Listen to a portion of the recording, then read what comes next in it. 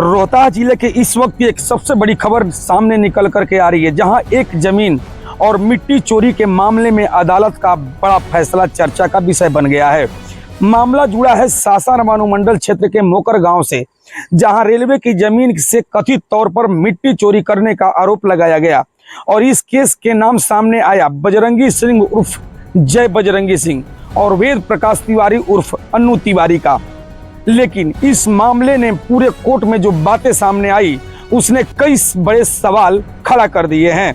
दरअसल यह मामला अगरेर थाना कांड संख्या 94/2025 से जुड़ा हुआ है, जिसमें आरोप लगाया गया है कि 21 मई 2025 की रात मोकर गांव स्थित आरा सासाराम लाइट रेलवे जमीन के जेसीबी और ट्रैक्टर के जरिए बड़ी मात्रा में मिट्टी की चोरी की गई थी।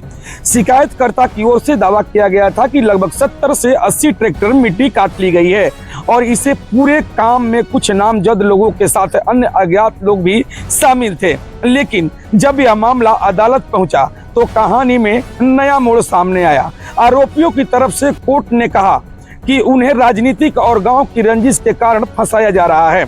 बचाव में पक्ष अदालत को बताया कि जिस जमीन को रेलवे की जमीन बताया जा रहा है उसी मामले में शिकायतकर्ता ने अलग अलग बयान दिए हैं। कहीं वह जमीन रेलवे की बताई गई तो कहीं उसे निजी भूमि बताया गया। यानी सबसे बड़ा सवाल यही उठाने लगे कि आखिर मिट्टी चोरी हुई कहां से। इतना ही नहीं, बचाव पक्ष ने यह भी कहा कि अगर जमीन रेलवे की थी तो फिर किसी निजी व्यक्ति के द्वारा इस मामले में शिकायत कैसे दर्ज की गई।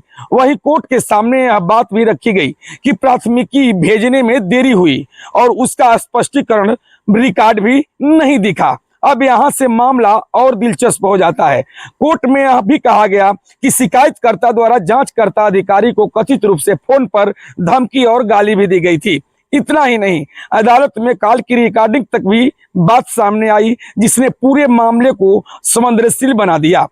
दर्शकों, बचाव पक्ष का कहना था कि जब जांच प्रभावित हो रही हो और बयान खुद विरोधाभासी हो तो ऐसे में अपराधियों को जेल में रखना उचित नहीं है।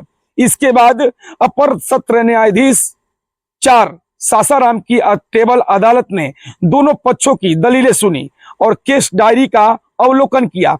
कोर्ट ने माना कि कई बिंदु ऐसे हैं जिनकी जांच अभी बाकी है और प्रथम दृष्टया कई बातें स्पष्ट नहीं हो पा रही है। इन्हीं तथ्यों को ध्यान में रखते हुए अदालत ने आरोपियों को शर्तों के साथ अग्रिम जमानत देने का आदेश पारित किया। यानी अब इस केस में गिरफ्तारी पर रोक लग गई है, लेकिन जांच अभी भी जारी रहेगी।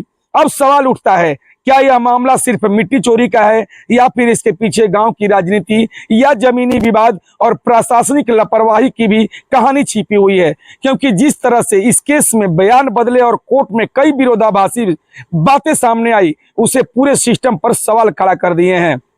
दर्शकों, रोहतास में यह पहला मामला नहीं है जब जमीन और दाखिल खारिज से जुड़े विवाद अदालत तक पहुंचे हो, लेकिन इस केस की इसलिए ज्यादा सुर्खियां बटोरी क्योंकि इसके रेलवे भूमि, राजनीतिक रंजिश और प्रशासनिक प्रक्रिया तीनों का नाम एक साथ जुड़ गया। अब देखना होगा कि पुलिस जांच में आगे क्या निकलकर सामने आता है।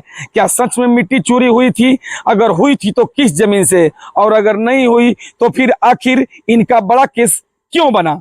फिलहाल अदालत के फैसले के बाद इलाके में चर्चाओं का बाजार गर्म है और लोग की अब भी जांच रिपोर्ट का इंतजार कर रहे हैं। अगर आप इस पूरे मामले को किस नजर से देखते हैं, या प्रशासनिक लापरवाही या किसी को फंसाने की साजिश, अपनी राय कमेंट में जरूर बताइए।